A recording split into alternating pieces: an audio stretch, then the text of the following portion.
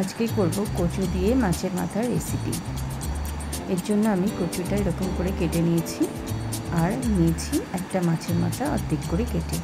এখানে একটু তেঁতুল জলে গুলে রেখেছি, নুন, হলুদ, ধনে গুঁড়ো, চিনি, লঙ্কার গুঁড়ো আর জিরের গুঁড়ো, এখানে 5 ফোড়ন, তেজপাতা, শুকনো লঙ্কা। প্রথমে কচুটাকে জল দিয়ে আর একটু নুন দিয়ে ভাপ দিয়ে নেব। আর এদিকে মাছে নুন হলুদ দিয়ে দিয়েছি আর একটা কড়াই বসিয়ে তাতে গরম করছি তেল, অবশ্যই সর্ষের তেল। মাছের মাথাটা আমি ভালো করে ভেজে নেব। এদিকে আমার কচুটা ভাপ দেওয়া হয়ে গেছে, আমি জল ঝরিয়ে রাখবো।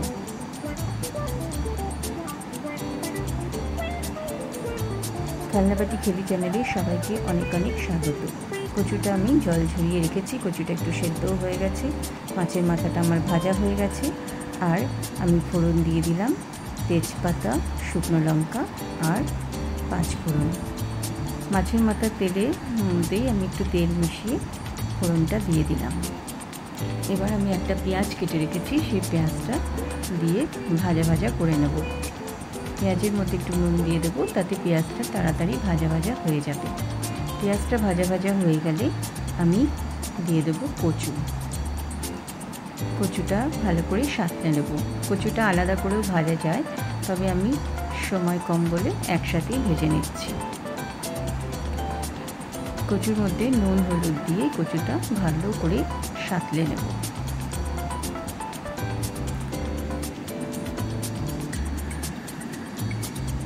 এরকমভাবে কচু রান্না করলে গলা ধরার সম্ভাবনা কম থাকে। এখন কচুটা আমি ভালো করে সাঁতলে নেব। কচুটা আমার সাঁতলানো ভালো করে হয়ে গেছে। এবার আমি এর মধ্যে কিছু মশলা দেব। প্রথমে দিয়ে দিলাম একটু নুন, ধনে গুঁড়ো, জিরে গুঁড়ো, লঙ্কার গুঁড়ো আর স্বাদ মতো চিনি। আমি এখানে সব কিছুর পরিমাণই 1 চামচ করে নিয়েছি। এবার ভালো করে কষিয়ে নেব। দেখুন আমার কষানো হয়ে গেছে। এবার আমি দিয়ে দেব জল, পরিমাণ মতো জল দেব। আমি বেশি ঝোলও করব না, আবার একদম শুকনোও করব না, মাখা মাখা হবে। ঝোলটা ফুটে উঠলে আমি যে মাথাটা ভেজে রেখেছি সেটা আমি ভেঙে ভেঙে দিয়ে দেবো। দেখুন মাছটা আমি ভেঙে রেখেছি, এবার ঝোলের মধ্যে দিয়ে দিলাম। এবার ঝোলটা ভালো করে ফুটিয়ে নেব। দিয়ে দিলাম কটা কাঁচা লঙ্কা আর তেঁতুল গোলার জলটাও দিয়ে দিলাম। এবার ভালো করে ফুটিয়ে নিলেই হয়ে যাবে মাছের মাথা দিয়ে কচু।